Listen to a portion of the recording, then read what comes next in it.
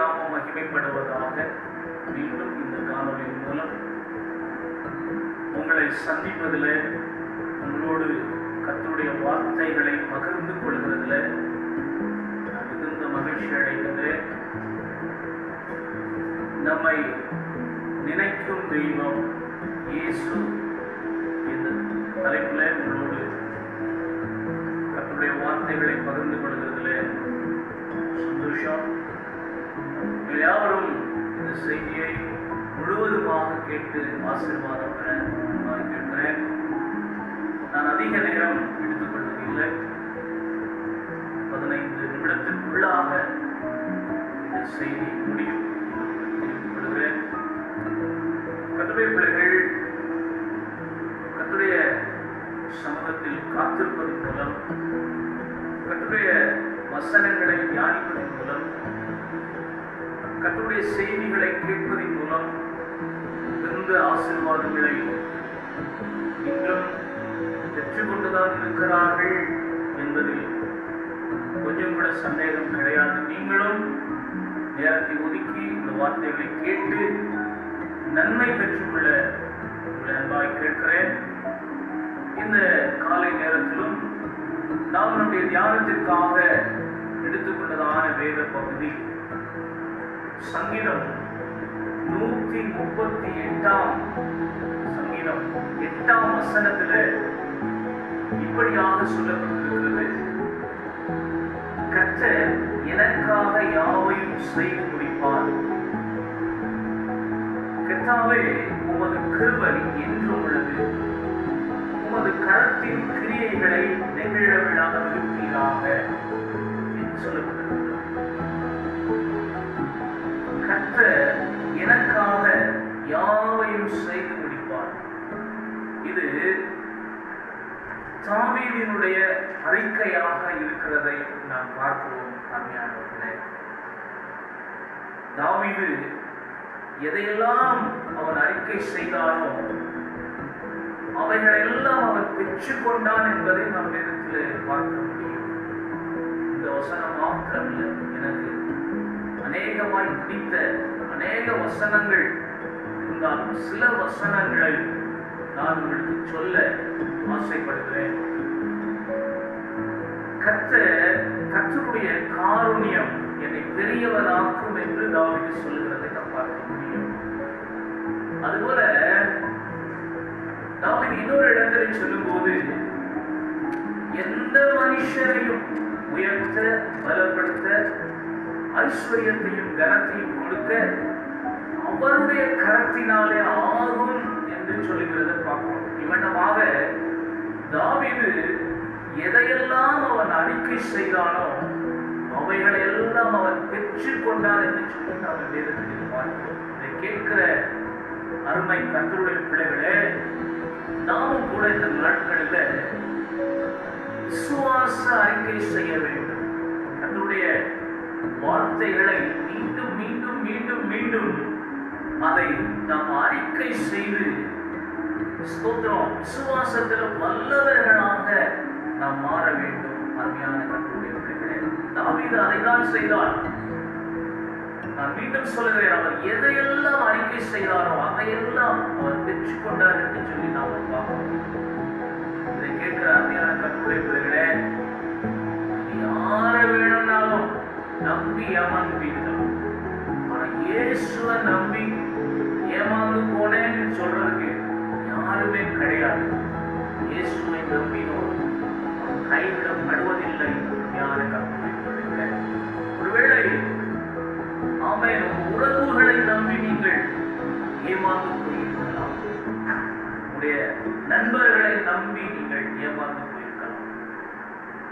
உங்க உடன் பிறந்தவர்களை நம்பி நீங்கள் ஏமாந்து போயிருக்கலாம். அல்லது உங்கள் பெற்றோர்களை நம்பி நீங்கள் ஏமாந்து போயிருக்கலாம். உங்கள் அதிகாரிகளை நம்பி நீங்கள் ஏமாந்து போயிருக்கலாம். யார் யாரையோ நம்பி நீங்கள் ஏமாந்து போயிருக்கலாம். நீங்கள் மனிதர்களை நம்பினால் ஆமென் அப்படித்தான் இருக்கும். அப்படிதான் ஏமாந்து போவீர்கள். இனியாயிலும் நீங்கள் கர்த்தரை நம்புங்கள். கர்த்தரை உறுதியாய் பற்றிக் கொள்ளுங்கள். கர்த்தருடைய சமூகத்தில் உங்களுடைய அறிக்கை பண்ணுங்கள். அவர் உங்களுக்காக எல்லாவற்றையும் செய்ய வல்லவராய் இருக்கிறார். அருமையான கர்த்தருடைய பிள்ளைகளே, தாவீதுடைய வாழ்க்கையில கர்த்தர் ஸ்தோத்திரம் செய்து முடிக்க காரணம் என்ன? தாவீதுடைய வாழ்க்கையில அவன் எவைகளெல்லாம் அறிக்கை செய்தானோ அவைகளை தேவன் செய்து முடிக்க காரணம் என்ன? அவன் இன்னும் மேலும் மேலும் மேலுமாக அவன் கர்த்தர் மேல வச்சிருந்ததான அந்த நம்பிக்கையை, விசுவாசத்தை அவன் அறிக்கை செய்கிறத நம்ம வேதத்தின் வசனங்களின் மூலமாக பார்க்கிறோம். அருமை கர்த்தருடைய பிள்ளைகளே, ஒன்று, கர்த்தரை முன்பாக வைத்திருக்கிறேன் என்று அவர் சொல்கிறார்.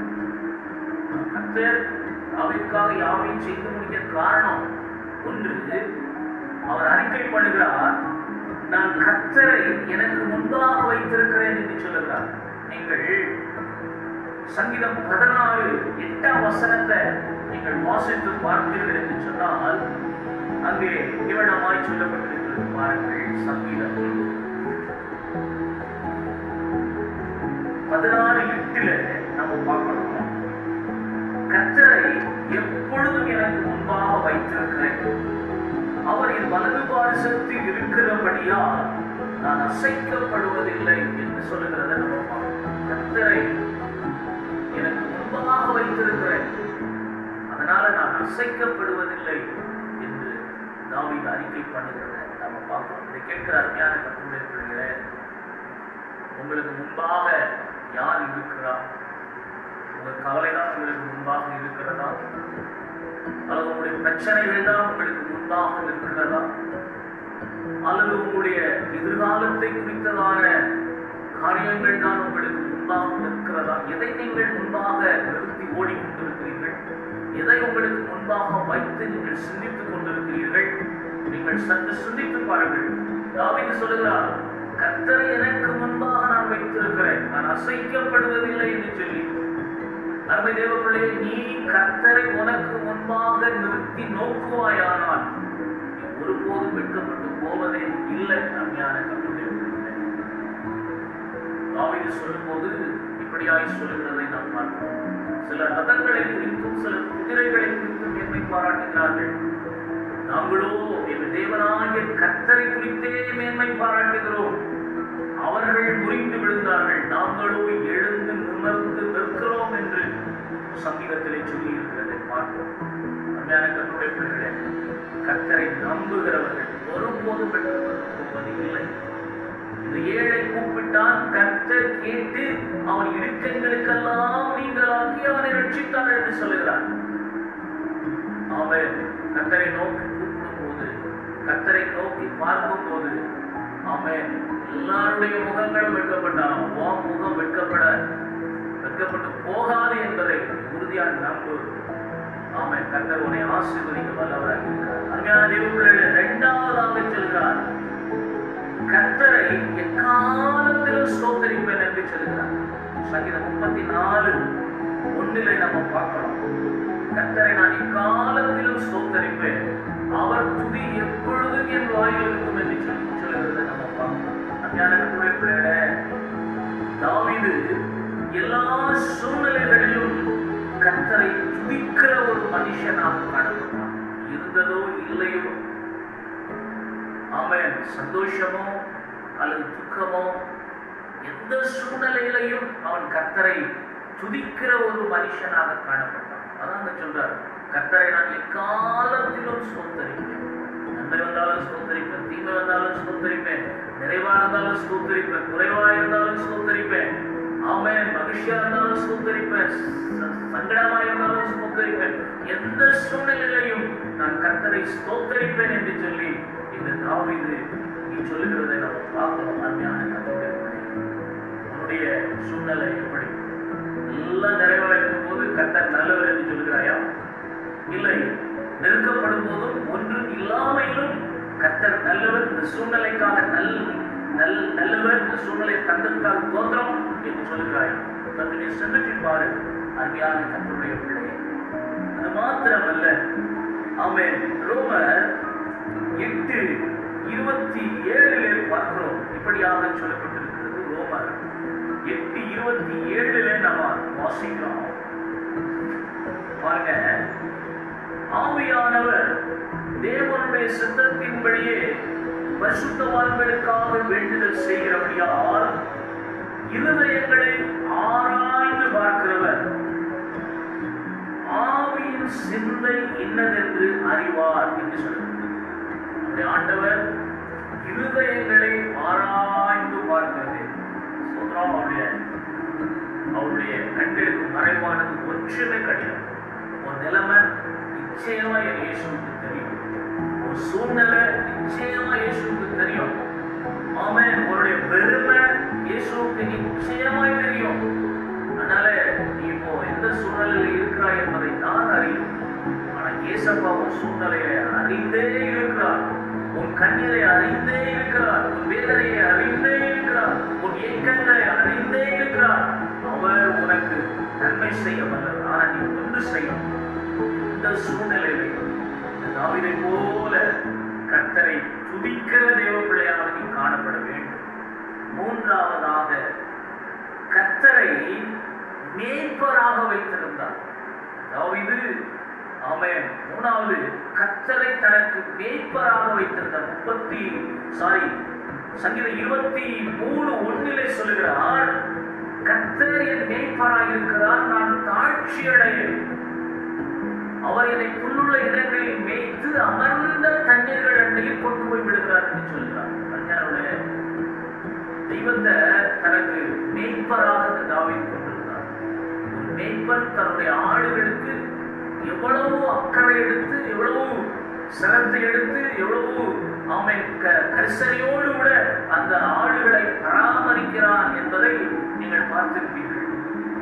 அதுக்கும் மேல ஸ்தோத்திரம் இயேசப்பா அவரை ஸ்தோத்திரம் மேய்ப்பராக, அவரை தலைவராக, அவரை தெய்வமாக கொண்ட பிள்ளைகளை அவர் பராமரிக்கிறார் என்று இங்கே தாவீது சொல்கிறதை பார்க்கிறோம். கர்த்தரை எனக்கு மேய்ப்பராக வைத்திருக்கிறபடினால எனக்காக யாவையும் செய்து முடிப்பார் என்று அவர் சொல்கிறார். அருமையானவர்களே, நாலாவதாக நம்ம பார்ப்போம். நாலாவது, கர்த்தர் தன் வாழ்க்கையில் வெளிச்சமாக கண்டார். இந்த தாவீது கர்த்தரை தன்னுடைய வாழ்க்கையில வெளிச்சமாக கண்டார். யோவான்ல வாசிக்கிறோம், உலகத்திலே வந்து எந்த மனுஷனையும் பிரகாசிப்பிக்கிற மெய்யான ஒளி இயேசு கிறிஸ்து என்று சொல்றார். அருமையான கர்த்தருடைய பிள்ளைகளே, நீங்க சங்கீதம் 27:1 பார்க்கணும். சங்கீதம் 27:1 இப்படியா சொல்லப்பட்டிருக்கு பாருங்க. சங்கீதம் 27:1 நீங்கள் என்னோடு சேர்ந்து வேதத்தை திருப்பும்படி உள்ள அன்பாய் கேட்கிறேன். சங்கீதம் 27:1 கர்த்தர் என் வெளிச்சமும் என் ரட்சிப்புமானவர், யாருக்கு பயப்படுவேன்? கர்த்தர் என் ஜீவனின் பலனானவர், யாருக்கு அஞ்சிடுவேன் என்று சொல்கிறார். அருமையானவர்களே, இந்த தாவீது தன் வாழ்க்கையில கர்த்தரை வெளிச்சமாக கண்டார். ஸ்தோத்திரம். அவர்தான் வழிகாட்டி. இன்னொரு சொல்லும்போது, கர்த்தருடைய வார்த்தைகள் எனக்கு தீபமா இருக்குது, என் பாதைக்கு அது வெளிச்சமா இருக்கிறது, என் வாழ்க்கைக்கு அது வெளிச்சமா இருக்கிறது என்று சொல்லுற நம்ம பார்க்கிறோம். அப்படி கர்த்தருடைய பிள்ளைகளே, கர்த்தரை தன்னுடைய வாழ்க்கையில வெளிச்சமாக கண்டார் என்று சொல்லி பார்க்கிறோம். அதனால வாழ்க்கையின் வெளிச்சமாக பலனாக கண்டார் என்பது இன்னும் சில வசனங்களை நான் சொல்ல விரும்புகிறேன். சங்கீதம் 34:2 பாருங்க. சங்கீதம் 118:6 வாசித்து பாருங்கள். சங்கீதம் 40:7 வாசித்து பாருங்கள். சங்கீதம் 135:5 வசனத்தை நீங்கள் வாசித்து பாருங்கள். கர்த்தரை பற்றி கொண்டிருந்ததான இந்த மனிதன் அவரை வெளிச்சமாக கண்டதான இந்த தாவீது அருமையானவர். கர்த்தர் தன்னுடன் இருப்பதாகவும் தான் கர்த்தருடன் இருப்பதாகவும் தாவீது உணர்ந்தார். பிரியமானவர்களே, நீங்க உங்களுடைய நிலைமை எப்படி யோசிச்சு பாருங்க. தாவீதுடைய காரியங்களை பார்க்கும் போது அவர் சொல்லுகிறார், தான் கர்த்தரோடு இருப்பதாகவும் கர்த்தர் தன்னோடு இருப்பதாகவும் அவர் உணர்ந்தார். பிரியமானவர்களே, ஆதலால் அவர் தைரியமாய் சொன்னார், கர்த்தர் எனக்காக யாவை யாவையும் செய்து முடிப்பார் என்று சொல்லி என்னைக்கு உங்களால சொல்ல முடியுமா? நீங்க அப்படி சொல்லணும், தைரியமா அறிக்கையிடணும் அப்படின்னு சொன்னா உங்களுக்குள்ள ஒரு பெரிய விசுவாசம் இருக்கணும். நான் கர்த்தரோடு இருக்கிறேன், கர்த்தர் என்னோடு இருக்கிறார் என்கின்ற உணர்வு என்கின்றதான ஸ்தோத்திரம் விசுவாசம் உங்களுக்குள்ள ஆணித்தரமாக ஆழமாக இருக்குமானால் நீங்களும் தைரியமாக அறிக்கை பண்ணலாம். அருமையான கர்த்தருடைய பிள்ளைகளே, சங்கீதம் 120:1 நீங்கள் வாசித்து பாருங்கள். 2 கொரிந்தியர் 4:8-9 நீங்கள் வாசித்து பாருங்கள். எரேமியாவின் புஸ்தகம் 15:11 நீங்கள் வாசித்து பார்க்க உங்களை அன்பாக கேட்கிறேன். அதுபோல சங்கீதம் 9:9 நீங்கள் வாசிங்கள். யோபு 36:5-11 நீங்கள் வாசித்து பாருங்கள். அருமை கர்த்தருடைய பிள்ளைகளே, கர்த்தரை நம்பினவர்கள் அவர் கைவிடப்படுவதில்லை. தாவீது அதைதான் அவர் ஆழமாய் அறிக்கை செய்தார். எனக்காக கர்த்தர் யாவையும் செய்தார். இது செய்தவருடைய தலைப்பு நான் உங்களுக்கு சொன்னேன். என்னை நினைக்கும் தெய்வம் இயேசு. ஆமை, என்னை நினைக்கும் தெய்வம் இயேசு. உங்களை இன்றைக்கு எல்லாரும் மறந்து போயிருக்கலாம், ஆனால் உங்களை நினைக்கின்ற ஒரு தெய்வம் அவர் தான் இயேசு. அவர் உங்களுக்காக யாவையும் செய்திருக்கிறார். ஜெபம் பண்ண எங்களை அதிகமாக நேசிக்கிற நல்ல பிதாவே, நல்ல வேளைக்காக நான் உங்களை சோதரிக்கிறோம். தாவீது இவைகளெல்லாம் அறிக்கை செய்தார், அவைகளையெல்லாம் அவர் தேவனிடத்தில் பெற்றுக்கொண்டார் என்று சொல்லி நாங்கள் இந்த செய்தியிலே தியானிக்க கர்த்தர் உதவி செய்கிறோம். தான் கர்த்தரோடு இருப்பதாகவும் கர்த்தர் தன்னோடு இருப்பதாகவும் அவர் எனக்காக யாவையும் செய்து முடிப்பார் என்கின்ற விசுவாச அறிக்கை, நம்பிக்கையின் அறிக்கையை தைரியமாய் பறைசாற்றினதை நாங்கள் பார்க்கிறோம். அதற்குரிய அவனமாக செய்தி கேட்டுக் கொண்டிருக்கிற ஒவ்வொரு பிள்ளைகளும் தைரியமாய் தங்கள் விசுவாசத்தை தேவனிடத்தில், தேவ சமூகத்தில் அறிக்கை செய்யவும், கர்த்தரிடத்திலிருந்து எல்லாவற்றையும் பெற்றுக்கொள்ளவும் உதவி செய்கிறார். சொந்த குமாரன் என்று பாராமல் அவரே நமக்காக தந்தவர், மற்ற எல்லாவற்றையும் தராமல் இருப்பது எப்படி என்று சொல்ல முடியாது. ஆண்டவரே, உமக்கு சோதரம் சோதரம் சோதரம்.